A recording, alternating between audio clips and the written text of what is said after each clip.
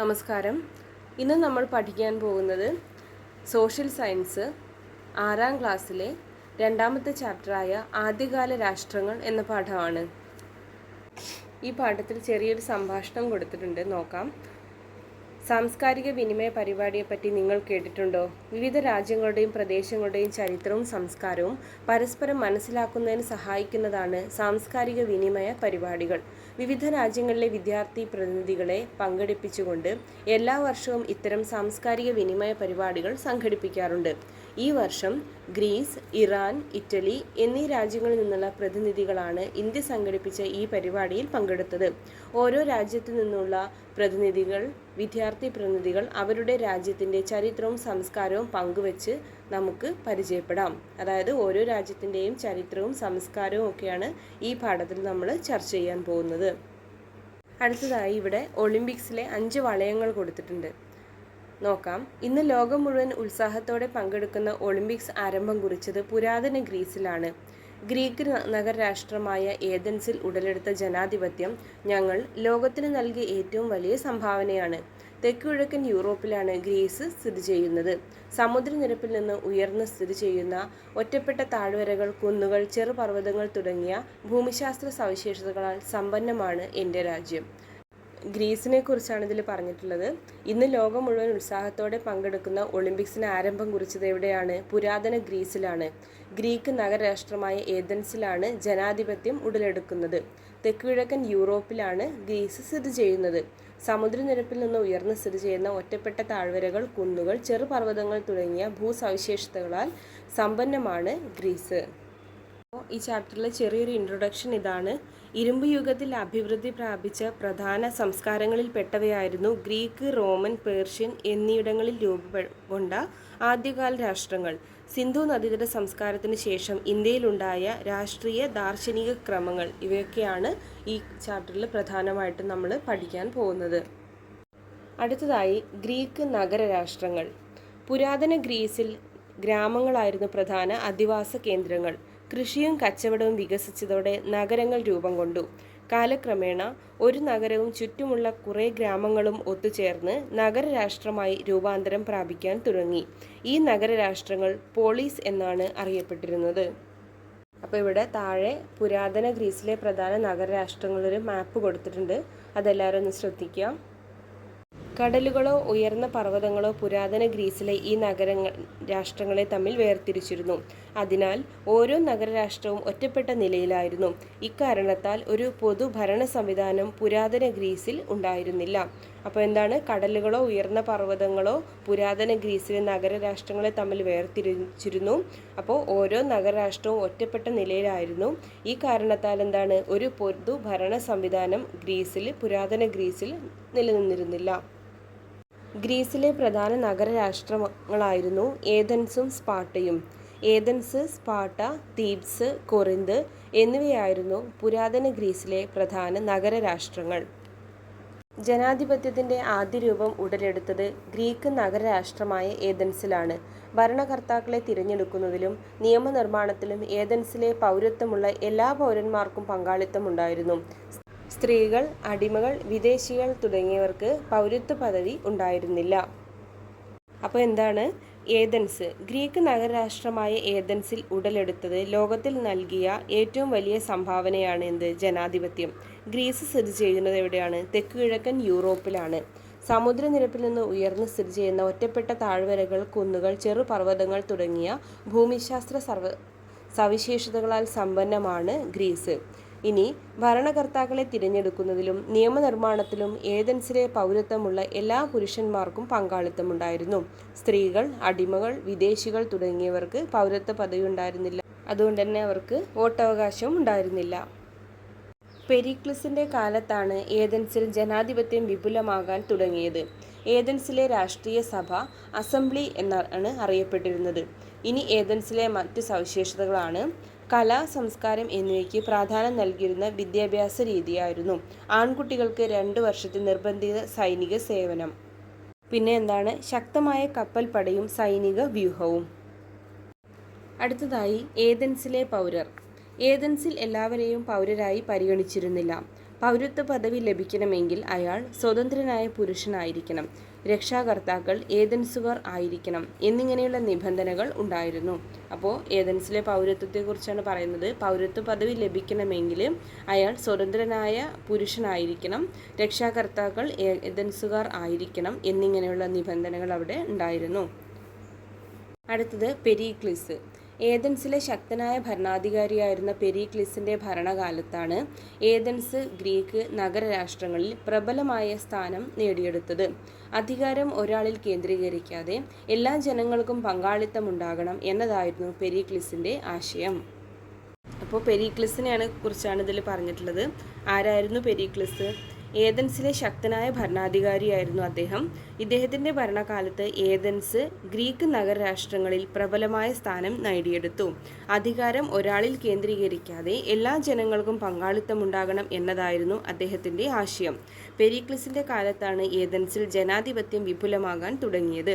ഏതൻസിലെ രാഷ്ട്രീയ സഭ എന്താണ് അറിയപ്പെട്ടിരുന്നത്? അസംബ്ലി എന്നാണ് അറിയപ്പെട്ടിരുന്നത്. അടുത്തതാണ് സ്പാർട്ട. ഏതൻസിൽ നിന്ന് വ്യത്യസ്തമായി പ്രഭുഭരണമാണ് സ്പാർട്ടയിൽ നിലനിന്നിരുന്നത്. പരമ്പരാഗത മൂല്യങ്ങൾക്കും സൈനിക പരിശീലനത്തിനും മുൻതൂക്കമുള്ള വിദ്യാഭ്യാസ സമ്പ്രദായമായിരുന്നു ഇവിടെ ഉണ്ടായിരുന്നത്. ആൺകുട്ടികൾ 23 വർഷത്തെ സൈനിക സേവനം നിർബന്ധമായിരുന്നു. അപ്പോൾ സ്പാർട്ടയിൽ എന്താണ്? ഏതൻസിന് വ്യത്യസ്തമായിട്ട് പ്രഭുഭരണമാണ് നിലനിന്നിരുന്നത്. അവിടെ എന്താണ്? പരമ്പരാഗത മൂല്യങ്ങൾക്കും സൈനിക പരിശീലനത്തിനും മുൻതൂക്കം ഉണ്ടായിരുന്നു. അങ്ങനെയുള്ള വിദ്യാഭ്യാസമായിരുന്നു നിലനിന്നിരുന്നത്. ആൺകുട്ടികൾക്ക് 23 വർഷത്തെ സൈനിക സേവനം എന്താണ്? നിർബന്ധമാക്കിയിരുന്നു. ഗ്രീക്ക് നഗരരാഷ്ട്രങ്ങളുമായി ശത്രുതയിലുണ്ടായിരുന്ന പേർഷ്യൻ സാമ്രാജ്യത്തെ ഏതൻസിൻ്റെയും സ്പാർട്ടയിലുടെയും സംയുക്ത സൈന്യം ആക്രമിച്ചു കീഴടക്കി. ഈ യുദ്ധങ്ങളാണ് ഗ്രീക്കോ പേർഷ്യൻ യുദ്ധങ്ങൾ എന്നറിയപ്പെട്ടിരുന്നത്. എന്നാൽ പിൽക്കാലത്ത് ഏതൻസുമായി ശത്രുതയിലായിരുന്ന സ്പാർട്ടയുമായി സഖ്യത്തിലുണ്ടായിരുന്ന ചില നഗരരാഷ്ട്രങ്ങളും ചേർന്ന് ഏതൻസിനെ ആക്രമിച്ചു. പെലോപ്പൊനീഷ്യൻ യുദ്ധങ്ങൾ എന്നറിയപ്പെടുന്ന ഈ യുദ്ധത്തിൽ സ്പാർട്ട വിജയിച്ചു. അപ്പോൾ 2 യുദ്ധങ്ങളാണ് ഇവിടെ പറഞ്ഞിരിക്കുന്നത്. അതൊക്കെയാണ് ഗ്രീക്കോ പേർഷ്യൻ യുദ്ധങ്ങൾ ആൻഡ് പെലോപ്പൊനീഷ്യൻ യുദ്ധങ്ങൾ. നോക്കാം. ഗ്രീക്കോ പേർഷ്യൻ യുദ്ധങ്ങൾ. ഗ്രീക്ക് നഗരരാഷ്ട്രങ്ങളുമായി ശത്രുതയിലുണ്ടായിരുന്ന പേർഷ്യൻ സാമ്രാജ്യത്തെ ഏതൻസിൻ്റെയും സ്പാർട്ടയുടെയും സംയുക്ത സൈന്യം ആക്രമിച്ച് കീഴടക്കി. ഈ യുദ്ധങ്ങളാണ് എന്തറിയപ്പെട്ടത്? ഗ്രീക്കോ പേർഷ്യൻ യുദ്ധങ്ങൾ. ഇനി പെലോപ്പൊനീഷ്യൻ യുദ്ധങ്ങൾ. എന്നാൽ പിൽക്കാലത്ത് ഏതൻസുമായി ശത്രുതയിലുണ്ടായിരുന്ന സ്പാർട്ടയുമായി സഖ്യത്തിലുണ്ടായിരുന്ന ചില നഗരരാഷ്ട്രങ്ങളും ചേർന്ന് ഏതൻസിനെ ആക്രമിച്ചു. ഇതാണ് എന്തറിയപ്പെട്ടത്? പെലോപ്പൊനീഷ്യൻ യുദ്ധങ്ങൾ എന്നറിയപ്പെട്ടത്. ഈ യുദ്ധത്തിൽ സ്പാർട്ട വിജയിച്ചു. അടുത്തത് മാരത്തൺ ഓട്ടം. ഗ്രീക്കോ പേർഷ്യൻ യുദ്ധകാലത്ത് ഏതൻസിൽ നിന്ന് 26 മൈലുകൾക്കപ്പുറത്തുള്ള മാരത്തണിൽ വെച്ച് ഗ്രീക്കുകാരും പേർഷ്യക്കാരും ഏറ്റുമുട്ടി. യുദ്ധത്തിൽ ഗ്രീക്കുകാർ വിജയികളായി. വിജയവാർത്ത അറിയിക്കുന്നതിന് വേണ്ടി ഒരു സന്ദേശവാഹകനെ ഏതൻസിലേക്ക് അയച്ചു. അത്രയും ദൂരം ഓടിയെത്തി അയാൾ സന്ദേശത്തോടെ "ആഹ്ലാദിക്കൂ, നമ്മൾ വിജയിച്ചു" എന്ന് ആർത്തു വിളിച്ചു. എന്നാൽ ദീർഘദൂരം ഓടിയതിൻ്റെ ഫലമായി അയാൾ അപ്പോൾ തന്നെ മരണപ്പെട്ടു. ഈ ഓട്ടത്തിൻ്റെ ഓർമ്മയ്ക്കാണ് ദീർഘദൂര ഓട്ടത്തിന് മാരത്തൺ ഓട്ടം എന്ന പേര് നൽകിയിരിക്കുന്നത്. ഇനി ഹെറോഡോട്ടസും തൂസിഡൈഡ്സും. ഗ്രീക്കോ പേർഷ്യൻ യുദ്ധങ്ങളെ ഇതിവൃത്തമാക്കി രചിച്ച കൃതിയാണ് ദ ഹിസ്റ്ററീസ്. ലോകത്തിലെ ആദ്യത്തെ ചരിത്ര കൃതിയാണിത്. ചരിത്രത്തിൻ്റെ പിതാവ് എന്നറിയപ്പെടുന്ന ഹെറോഡോട്ടസാണ് ഈ കൃതി രചിച്ചത്. ഹെറോഡോട്ടസിൻ്റെ കൃതിയാണ് ദ ഹിസ്റ്ററീസ്. ഇനി സ്പാർട്ടയും ഏതൻസും തമ്മിൽ നടന്ന പെലോപ്പൊനീഷ്യൻ യുദ്ധങ്ങളുടെ ചരിത്രം രേഖപ്പെടുത്തിയത് തൂസിഡൈഡ്സ് എന്ന ചരിത്രകാരനാണ്. ദ ഹിസ്റ്ററീസ് ഓഫ് പെലോപ്പൊനീഷ്യൻസ് വാർ എന്നാണ് ഈ ചരിത്രകൃതിയുടെ പേര്. അതായത് ഗ്രീക്കോ പേർഷ്യൻ യുദ്ധങ്ങളെ ഇതിവൃത്തമാക്കി ഹെറോഡോട്ടസ് രചിച്ച കൃതിയാണ് ഇത് ദ ഹിസ്റ്ററീസ്. ഇത് ലോകത്തിൽ തന്നെ ആദ്യത്തെ ചരിത്രകൃതിയാണ്. ചരിത്രത്തിൻ്റെ പിതാവ് എന്നറിയപ്പെടുന്നത് ആരാണ്? ഹെറോഡോട്ടസ് ആണ്. ഇനി സ്പാർട്ടയും ഏതൻസും തമ്മിൽ നടന്ന പെലോപ്പൊനീഷ്യൻ യുദ്ധങ്ങളുടെ ചരിത്രം രേഖപ്പെടുത്തിയ ചരിത്രകാരൻ ആരായിരുന്നു? തൂസിഡൈഡ്സ് ആണ്. ഇദ്ദേഹത്തിൻ്റെ ചരിത്ര കൃതിയാണ് history of the Peloponnesian war എന്നത്. ഇനി ഗ്രീക്ക് തത്വചിന്തകൾ. ലോകത്തെ സ്വാധീനിച്ച പ്രധാന ഗ്രീക്ക് തത്വചിന്തകരാണ് സോക്രട്ടീസ്, പ്ലേറ്റോ, അരിസ്റ്റോട്ടിൽ എന്നിവർ. അപ്പോൾ എന്താണ്? ഗ്രീക്ക് തത്വചിന്തകരാണ് സോക്രട്ടീസ്, പ്ലേറ്റോ, അരിസ്റ്റോട്ടിൽ. നോക്കാം. സോക്രട്ടീസ് അറിവാണ് നന്മ എന്ന തത്വത്തിന് പ്രാധാന്യം നൽകി. സംവാദ രീതിയിലൂടെ ആശയങ്ങൾ പ്രകടിപ്പിച്ചു. സോക്രട്ടീസ് ആരാണ്? അറിവാണ് നന്മ എന്ന തത്വത്തിന് പ്രാധാന്യം നൽകി സംവാദ രീതിയിലൂടെ അദ്ദേഹത്തിൻ്റെ ആശയങ്ങൾ പ്രചരിപ്പിച്ചു. അടുത്തതായി പ്ലേറ്റോ. സോക്രട്ടീസിൻ്റെ ശിഷ്യനായിരുന്നു പ്ലേറ്റോ. അക്കാദമി എന്ന പഠന കേന്ദ്രം സ്ഥാപിച്ചു. അദ്ദേഹത്തിൻ്റെ പ്രധാന കൃതിയാണ് റിപ്പബ്ലിക്. അടുത്തത് അരിസ്റ്റോട്ടിൽ. പ്ലേറ്റോയുടെ അക്കാഡമിയിൽ വിദ്യാർത്ഥിയായിരുന്നു അരിസ്റ്റോട്ടിൽ. ലൈസിയം എന്ന പഠന കേന്ദ്രം സ്ഥാപിച്ചു. പൊളിറ്റിക്സ് എന്ന ഗ്രന്ഥത്തിൻ്റെ രചയിതാവാണ് അരിസ്റ്റോട്ടിൽ. പുരാതന ഗ്രീക്ക് സംസ്കാരത്തെക്കുറിച്ച് വിവരങ്ങൾ ലഭിക്കുന്നത് ഹോമറിൻ്റെ ഇതിഹാസ കാവ്യങ്ങളായ ഇലിയഡ്, ഒഡീസി എന്നിവയിൽ നിന്നാണ്. അപ്പോൾ ഹോമറിൻ്റെ ഇതിഹാസ കാവ്യങ്ങളാണ് ഇലിയഡ്, ഒഡീസി എന്നിവ. ഇതിൽ നിന്നാണ് നമുക്ക് പുരാതന ഗ്രീക്ക് സംസ്കാരത്തെക്കുറിച്ചുള്ള വിവരങ്ങൾ ലഭിക്കുന്നത്. ഇനി ബോക്സിൽ നോക്കാം. ഇലിയഡ്. ഗ്രീക്കുകാർ ട്രോയ് നഗരത്തിന് നേരെ നടത്തിയ യുദ്ധത്തിൻ്റെ കഥയാണ് ഇലിയഡ്.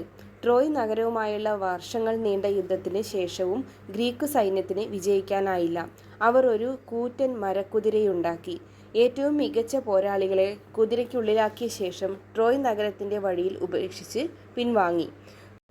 തോൽവി സമ്മതിച്ച ഗ്രീക്കുകാർ നൽകിയ സമ്മാനമാണ് ആ മരക്കുതിരയെന്ന് ട്രോജന്മാർ കരുതി. വിജയലഹരിയിൽ ട്രോജന്മാർ മരക്കുതിരയെ വലിച്ച് നഗരത്തിനുള്ളിലേക്ക് കൊണ്ടുവന്നു. രാത്രി എല്ലാവരും ഉറങ്ങിക്കഴിഞ്ഞപ്പോൾ കുതിരയ്ക്കുള്ളിൽ നിന്നും ഭടന്മാർ പുറത്തിറങ്ങി. കടലിൽ ഒളിച്ചു കിടക്കുകയായിരുന്ന ഗ്രീക്ക് കപ്പലുകൾ ട്രോയിലേക്ക് ഇരച്ചു കയറി. പ്രഭാതത്തിൽ ട്രോയ് നഗരം നാമാവശേഷമായി തീർന്നു. അപ്പം ഹോമറിൻ്റെ ഇതിഹാസ കാവ്യമായ ഇലിയഡിലെ ഒരു ചെറിയ കുറിപ്പാണ്. അപ്പോൾ ഇലിയഡ് എന്താണ്?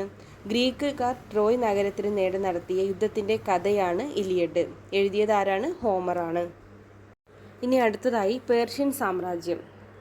ഞങ്ങളുടെ രാജ്യമായ ഇറാൻ പേർഷ്യൻ സാംസ്കാരിക പൈതൃകം ഉൾക്കൊള്ളുന്നു. അക്കാലത്ത് നിലനിന്നിരുന്ന സാമ്രാജ്യങ്ങളിൽ ഏറ്റവും പ്രധാനപ്പെട്ടതായിരുന്നു പേർഷ്യൻ സാമ്രാജ്യം.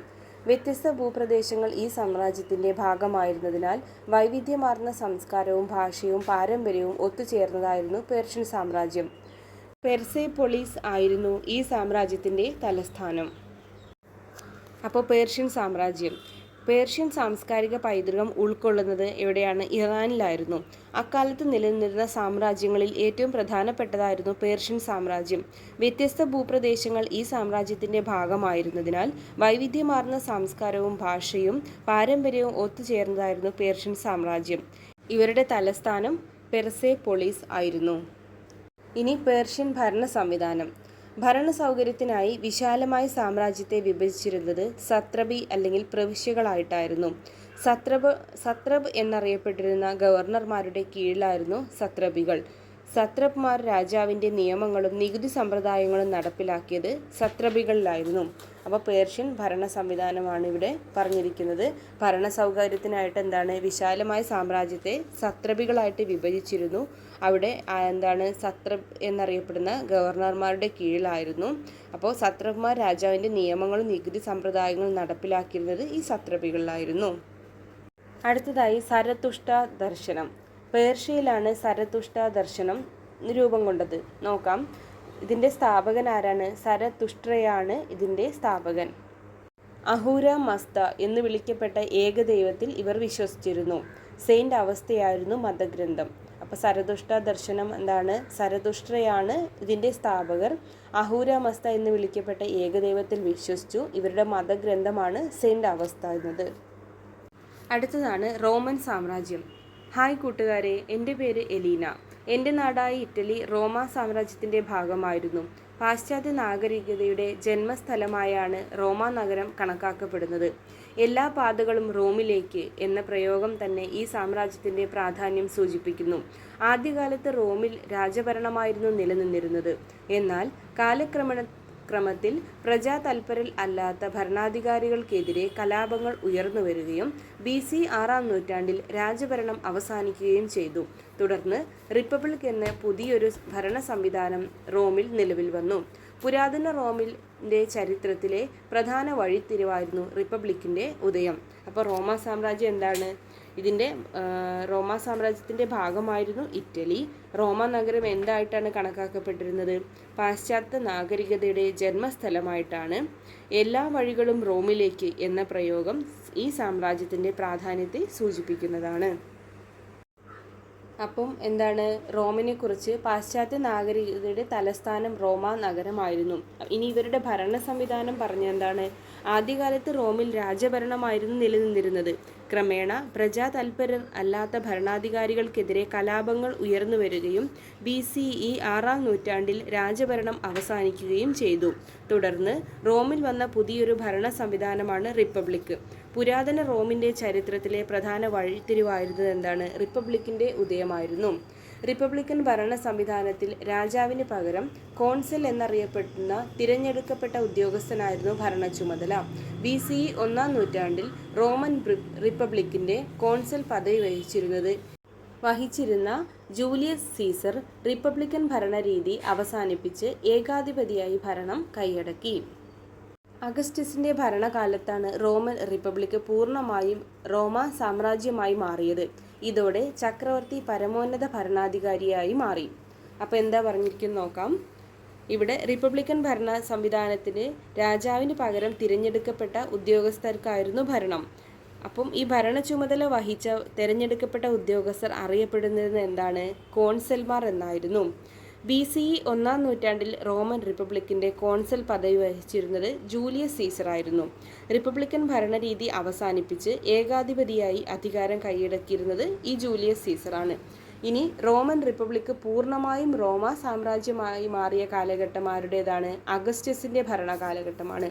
ഇതോടെ ചക്രവർത്തി പരമോന്നത ഭരണാധികാരിയായി മാറി. ഇനി റോമൻ സാമ്രാജ്യത്തിൻ്റെ സവിശേഷതകൾ. യൂറോപ്പ്, വടക്കൻ ആഫ്രിക്ക, പടിഞ്ഞാറൻ ഏഷ്യ എന്നിവിടങ്ങളിൽ വ്യാപിച്ചിരുന്ന വിശാലമായ സാമ്രാജ്യമായിരുന്നു റോമ സാമ്രാജ്യം. റോമൻ ചക്രവർത്തിമാർ അറിയപ്പെട്ടിരുന്നത് പ്രിൻസപ്പ് അല്ലെങ്കിൽ പ്രഥമ പൗരൻ എന്നായിരുന്നു. പ്രിൻസപ്പ് തലവനായ റോമൻ ഭരണ സംവിധാനമാണ് പ്രിൻസിപ്പേറ്റ്. പ്രിൻസിപ്പേറ്റ് ഭരണ സംവിധാനം സ്ഥാപിച്ചത് അഗസ്റ്റസ് ആണ്. വേതനം കൈപ്പറ്റി സേവനം ചെയ്ത് ശക്തമായ സൈനികം ഉണ്ടായിരുന്നു. അതായത് വേതനം കൈപ്പറ്റി സേവനം ചെയ്തു വന്നിരുന്ന ഒരു ശക്തമായ സൈനികം ഇവർക്ക് ഉണ്ടായിരുന്നു.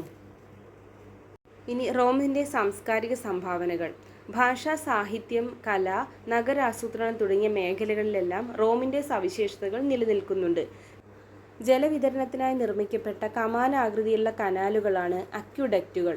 വിശാലമായതും തുറന്ന വേദിയുമായ കൊളോസിയവും റോമൻ സാമ്രാജ്യത്തിൻ്റെ സാംസ്കാരിക സംഭാവനകളാണ്. അപ്പോൾ എന്തൊക്കെയാണ്? ഭാഷ, സാഹിത്യം, കല, നഗരാസൂത്രണം തുടങ്ങിയ മേഖലകളിലെല്ലാം റോമിൻ്റെ നല്ല സംഭാവനകൾ നിലനിൽക്കുന്നുണ്ട്. ജലവിതരണത്തിനായി നിർമ്മിക്കപ്പെട്ട കമാനാകൃതിയുള്ള കനാലുകളാണ് അക്വിഡക്റ്റുകൾ. ഇവരുടെ വിശാലമായതും തുറന്നതുമായ വേദി അറിയപ്പെടുന്നതാണ് കൊളോസിയം. ഇവിടെ താഴെ അക്വിഡക്റ്റിൻ്റെയും കൊളോസിയത്തിൻ്റെയും ചിത്രം കൊടുത്തിട്ടുണ്ട്. അടുത്തത് രാഷ്ട്ര രൂപീകരണം ഇന്ത്യയിൽ. അപ്പോൾ സിന്ധു നദിയുടെയും പോഷക നദിയുടെയും തീരങ്ങളിൽ നിലനിന്നിരുന്ന ഹാരപ്പൻ സംസ്കാരത്തെക്കുറിച്ച് കേട്ടിട്ടുണ്ടല്ലോ. ഹാരപ്പൻ സംസ്കാരത്തിൻ്റെ തകർച്ചയ്ക്ക് ശേഷം ഏകദേശം 1500 BCEയോടെ ആര്യന്മാർ ഇന്ത്യൻ ഉപഭൂഖണ്ഡത്തിൻ്റെ വടക്കു പടിഞ്ഞാറുള്ള സപ്തസിന്ധു പ്രദേശങ്ങളിൽ അധിവാസം ഉറപ്പിച്ചു. അക്കാലത്ത് രചിക്കപ്പെട്ട വേദങ്ങളിൽ നിന്നാണ് ഇവരെക്കുറിച്ച് നമുക്ക് വിവരങ്ങൾ ലഭിക്കുന്നത്. വേദങ്ങൾ രചിക്കപ്പെട്ട ഈ കാലഘട്ടം വേദകാലം എന്നറിയപ്പെടുന്നു. പിൽക്കാലത്ത് ആര്യന്മാർ സപ്തസിന്ധു പ്രദേശത്ത് നിന്ന് ഗംഗയുടെയും പോഷക നദികളുടെയും തീരങ്ങളിൽ എത്തിച്ചേർന്നു. ഇരുമ്പിൻ്റെ കണ്ടുപിടുത്തവും പ്രയോഗവും കൃഷിയുടെ വ്യാപനത്തിനും ഉൽപാദന വർധനവിനും കാരണമായി. മിച്ചോൽപാദനം കച്ചവട കേന്ദ്രങ്ങളുടെ വികാസത്തിലേക്ക് വഴിതെളിയിച്ചു. ഈ കച്ചവട കേന്ദ്രങ്ങളാണ് പിന്നീട് നഗരങ്ങളായി മാറിയത്. ഈ നഗരങ്ങൾ കേന്ദ്രീകരിച്ച് ജനപദങ്ങൾ രൂപപ്പെട്ടു. അപ്പോൾ ഇന്ത്യയിലെ രാഷ്ട്ര രൂപീകരണം എങ്ങനെയാണെന്ന് നോക്കാം. സിന്ധു നദിയുടെയും പോഷക നദിയുടെയും തീരങ്ങളിൽ നിലനിന്നിരുന്നതാണ് എന്ത്? ഹാരപ്പൻ സംസ്കാരം. ആര്യന്മാരുടെ വരവ്. ഹാരപ്പൻ സംസ്കാരത്തിൻ്റെ തകർച്ചയ്ക്ക് ശേഷം ഏകദേശം 1500 BCEയോടെ ആര്യന്മാർ ഇന്ത്യൻ ഉപഭൂഖണ്ഡത്തിൻ്റെ വടക്കു പടിഞ്ഞാറുള്ള സപ്തസിന്ധു പ്രദേശങ്ങളിൽ അധിവാസം ഉറപ്പിച്ചു. അക്കാലത്ത് രചിക്കപ്പെട്ട വേദങ്ങളുടെ കാലഘട്ടം അറിയപ്പെടുന്നത് എന്താണ്? വേദകാലം എന്നാണ്. പിൽക്കാലത്ത് ആര്യന്മാർ സപ്തസിന്ധു പ്രദേശത്തു നിന്ന് ഗംഗയുടെയും പോഷക നദിയുടെയും തീരങ്ങളിൽ എത്തിച്ചേർന്നു. ഇരുമ്പിൻ്റെ കണ്ടുപിടുത്തവും ഉപയോഗവും കൃഷിയുടെ വ്യാപനത്തിനും ഉൽപാദനത്തിനും വർധനവ് കാരണമായി. മിച്ചോൽപാദനം കച്ചവട കേന്ദ്രങ്ങളുടെ വികാസത്തിന് വഴിതെളിയിച്ചു. ഈ കച്ചവട കേന്ദ്രങ്ങളാണ് പിന്നീട് നഗരങ്ങളായി മാറിയത്. പിന്നീട് ഈ നഗരങ്ങൾ കേന്ദ്രീകരിച്ച് ജനപദങ്ങൾ രൂപീകരിക്കപ്പെട്ടു. ജനപദങ്ങളിൽ നിന്ന് മഹാജനപദങ്ങളിലേക്ക്. പുരാതന ഇന്ത്യയിൽ രൂപം കൊണ്ട നഗരങ്ങൾ കേന്ദ്രീകരിച്ചാണ് ജനപദങ്ങൾ രൂപപ്പെട്ടത്. ഫലഭൂയിഷ്ഠമായ നദീതടങ്ങളും സമൃദ്ധമായ വനമേഖലകളും ചില ജനപദങ്ങൾ കൂടുതൽ ശക്തമാക്കി. സമീപ പ്രദേശത്തുള്ള ജനപദങ്ങളെ കീഴടക്കിയ പ്രബലമായ ജനപദങ്ങൾ മഹാജനപദങ്ങളായി പരിണമിച്ചു. മഹാജനപദങ്ങളുടെ കാലം ഇന്ത്യയിലെ രണ്ടാം നഗരവൽക്കരണം എന്നാണ് അറിയപ്പെട്ടിരുന്നത്. അപ്പോൾ എന്താണ് ഇവിടെ പറഞ്ഞത്? ഫലഭൂയിഷ്ഠമായ നദീതീരങ്ങളും സമൃദ്ധമായ വനമേഖലയും ചില ജനപദങ്ങൾ എന്താണ് കൂടുതൽ ശക്തമാക്കി. സമീപ പ്രദേശത്തുള്ള ജനപദങ്ങളെ കീഴടക്കിയ പ്രബലമായ ജനപദങ്ങൾ അവിടെ മഹാജനപദങ്ങളായി പരിണമിച്ചു. ഈ മഹാജനപദങ്ങളുടെ കാലം എന്താണ് അറിയപ്പെട്ടത്? ഇന്ത്യയിലെ രണ്ടാം നഗരവൽക്കരണം എന്ന്. അടുത്തത് ഈ ബോക്സിൽ നോക്കാം. ജനപദങ്ങൾ. ജനപദം എന്നാൽ ജനം അധിവസിച്ച സ്ഥലം എന്നാണ് അർത്ഥം. വിഭവങ്ങൾ ലഭ്യമായ ഇടങ്ങളിൽ കൃഷിയിടങ്ങളും താമസ മേഖലകളും രൂപപ്പെടുത്തിയ ജനങ്ങൾ അവിടെ സ്ഥിരമായി താമസിച്ചു. ഇങ്ങനെയാണ് ജനപദങ്ങൾ രൂപപ്പെട്ടത്. ജനപദം എന്നാൽ എന്താണ്? ജനം അധിവസിച്ച സ്ഥലം എന്നാണ് അർത്ഥം. വിഭവങ്ങൾ ലഭ്യമായ ഇടങ്ങളിൽ കൃഷിയിടങ്ങളും താമസ മേഖലകളും രൂപപ്പെടുത്തിയ ജനങ്ങൾ അവിടെ സ്ഥിരതാമസമാക്കി. ഇങ്ങനെയാണ് എന്തുണ്ടായത്? ജനപദങ്ങൾ രൂപപ്പെട്ടത്. ഇനി എന്താണ്? 16 മഹാജനപദങ്ങൾ ഉണ്ടായിരുന്നു. അവയാണ് കാംബോജം, ഗാന്ധാരം, മഗധ, അംഗം, വഞ്ചി, മല്ല, കാശി, വത്സ, കോസലം, ചേതി, പാഞ്ചാലം, അശ്മകം, അവന്തി, ശൂരസേന, കുരു, മത്സ്യ എന്നിവയായിരുന്നു. ഒന്നുകൂടെ നോക്കാം. കാംബോജം, ഗാന്ധാരം, മഗധ, അംഗം, വഞ്ചി, മല്ല, കാശി, വത്സ, കോസലം, ചേതി, പാഞ്ചാലം, അശ്മകം, അവന്തി, ശൂരസേന, കുരു, മത്സ്യ എന്നിവയായിരുന്നു 16 മഹാജനപദങ്ങൾ. മഗധ പ്രബല ശക്തിയാകുന്നു. BCE 6-ാം നൂറ്റാണ്ടിൽ ഇന്ത്യയിൽ നിലനിന്നിരുന്ന 16 മഹാജനപദങ്ങളിൽ പ്രബല ശക്തിയായി മാറിയത് മഗധയായിരുന്നു. ഇനി മഗധയെ ഒരു മഹാജനപദം, അതായത് പ്രബലമായ മഹാജനപദമാക്കുന്നതിന് സഹായിച്ച ഘടകങ്ങൾ ഏതെല്ലാം നോക്കാം. മഗധയുടെ വളർച്ചയ്ക്ക് സഹായകമായ ഘടകങ്ങൾ: ശക്തമായ ഭരണാധികാരികളും ശക്തമായ സൈന്യവും, ഗംഗയുടെയും പോഷക നദികളുടെയും സാമീപ്യം കൊണ്ടുണ്ടായ ഫലഭൂയിഷ്ഠത, കാർഷിക മേഖലയിലും വാണിജ്യ രംഗത്തുമുണ്ടായ പുരോഗതി, ഇരുമ്പിൻ്റെ സാന്നിധ്യം, ഇരുമ്പായുധങ്ങളുടെയും ഉപകരണങ്ങളുടെയും നിർമ്മാണവും ഉപയോഗവും. അപ്പോൾ എന്താണ്? മഗധയ്ക്ക് ശക്തമായ ഭരണാധികാരികളും ശക്തമായൊരു സൈന്യവും ഉണ്ടായിരുന്നു. പിന്നെ എന്താണ്? അവിടുത്തെ ഫലഭൂയിഷ്ഠതയ്ക്ക് കാരണമായിരുന്നു ഗംഗയുടെയും പോഷക നദികളുടെയും സാമീപ്യം. പിന്നെ കാർഷിക മേഖലയിലും വാണിജ്യ രംഗത്തും വൻ പുരോഗതി ഉണ്ടായി. ഇനി ഇരുമ്പയിരിൻ്റെ സാന്നിധ്യം, ഇരുമ്പായുധങ്ങളുടെയും ഉപകരണങ്ങളുടെയും നിർമ്മാണവും ഉപയോഗവും.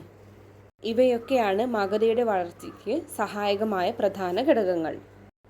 തുടക്കത്തിൽ രാജഗൃഹയും, അതായത് ബീഹാറിലെ രാജ്ഗീർ, പിന്നീട് പാടലിപുത്രവും, അതായത് പാറ്റ്ന ആയിരുന്നു മഗധയുടെ തലസ്ഥാനങ്ങൾ. അപ്പോൾ മഗധയുടെ തലസ്ഥാനങ്ങൾ രാജഗൃഹ, പിന്നീട് പാടലിപുത്രം അഥവാ പാറ്റ്ന എന്നിവയൊക്കെയായിരുന്നു. ഇനി മഗധയിലെ പ്രധാന ഭരണാധികാരികളെ ഇവിടെ ഒരു ബോക്സിൽ കൊടുത്തിരിക്കുന്നത് നോക്കാം. ബിംബിസാരൻ, അജാതശത്രു, മഹാപത്മനന്ദൻ, ധനനന്ദൻ ഇവരൊക്കെയായിരുന്നു മഗധയിലെ പ്രധാന ഭരണാധികാരികൾ. അടുത്തത് മൗര്യ സാമ്രാജ്യം. BCE 321 മഗധയിലെ ഭരണാധികാരിയായിരുന്ന ധനനന്ദനെ പരാജയപ്പെടുത്തി ചന്ദ്രഗുപ്ത മൗര്യൻ മഗധയുടെ അധികാരം പിടിച്ചെടുത്തു. മഗധയോടൊപ്പം സമീപ പ്രദേശങ്ങളിലും കൂട്ടിച്ചേർത്ത് മൗര്യ രാജ്യം സ്ഥാപിച്ചത് ചന്ദ്രഗുപ്ത മൗര്യനാണ്.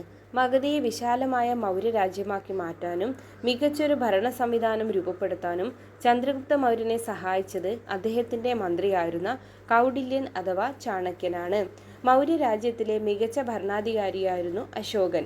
കാശ്മീരും കലിംഗവും, അതായത് ഇന്നത്തെ ഒഡീഷയുടെ കടലോര പ്രദേശം ഇദ്ദേഹം കീഴടക്കി രാജ്യത്തിൻ്റെ വിസ്തൃതി വർദ്ധിപ്പിച്ചു. ഇനി കൗടില്യൻ്റെ അർത്ഥശാസ്ത്രം. മൗര്യ രാജ്യത്തെക്കുറിച്ച് നമുക്ക് വിവരങ്ങൾ ലഭിക്കുന്നത് കൗടില്യൻ രചിച്ച അർത്ഥശാസ്ത്രത്തിൽ നിന്നാണ്. രാജാവ് ഭരണം നടത്തേണ്ടതും രാജ്യവിസ്തൃതി വർദ്ധിപ്പിക്കേണ്ടതും എങ്ങനെയാണെന്ന് ഈ കൃതിയിൽ വിവരിക്കുന്നുണ്ട്.